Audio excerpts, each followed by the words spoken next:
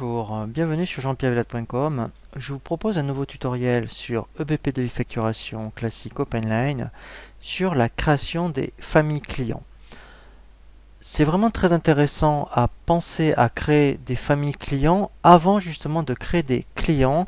Ça vous sera vraiment très utile sur effectivement par rapport aux statistiques de chiffre d'affaires. Eh bien, vous pourrez très bien l'obtenir par client, mais après, des fois, si vous voulez vraiment gagner du temps et savoir uniquement comment est réparti votre chiffre d'affaires en fonction de votre clientèle, eh bien, si par exemple vous avez des familles clients par rapport à tout ce qui est comité d'entreprise, des particuliers, associations, collectivités, mairies, eh bien, à chaque fois que vous créez un client, vous affectez la famille correspondante. Comme ça, à la fin du mois, ce qui est intéressant, c'est que vous saurez votre chiffre d'affaires que vous faites, admettons, avec les CE, les associations. Voilà, donc c'est pas, on dirait, neutre de penser à créer des familles clients. Alors, on va voir la création des familles. Donc, ce qui est intéressant, donc, c'est de se positionner dans le menu vente.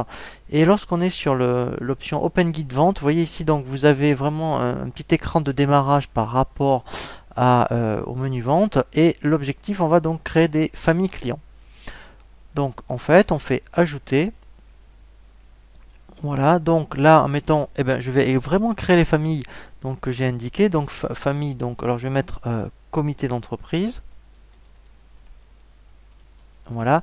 Alors après, ce qui est intéressant aussi pour gagner du temps, c'est que effectivement, si vous avez des clients, admettons, comité d'entreprise, et quels que soient les comités d'entreprise, admettons, ils vous règlent, pourquoi pas, chèque à 30 jours, eh bien, le fait de créer des familles clients, si vous affectez à chaque fois le mode de règlement, ça vous évitera systématiquement de penser à bien le mettre sur chaque fiche client. Donc là, je vais en faire, mettons, un nouveau.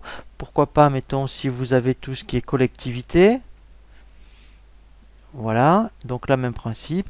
Donc là, peut-être que au niveau collectivité, il vous règle, mettons, en traite à 30 jours. Voilà. Et voilà, donc là, après, effectivement, voilà, donc etc., etc. Donc c'est vraiment très très intéressant, c'est vraiment pas du gadget de penser à créer des familles, puisque justement, une fois qu'après vous avez bien défini ici toutes vos familles clients, nous allons après voir effectivement un prochain tutoriel comment créer une fiche client et renseigner toutes les informations, je dirais, nécessaires pour avoir une fiche client complète. Voilà pour le tutoriel sur les familles clients. Je vous dis à très bientôt sur jean-pierre-villade.com pour un nouveau tuto.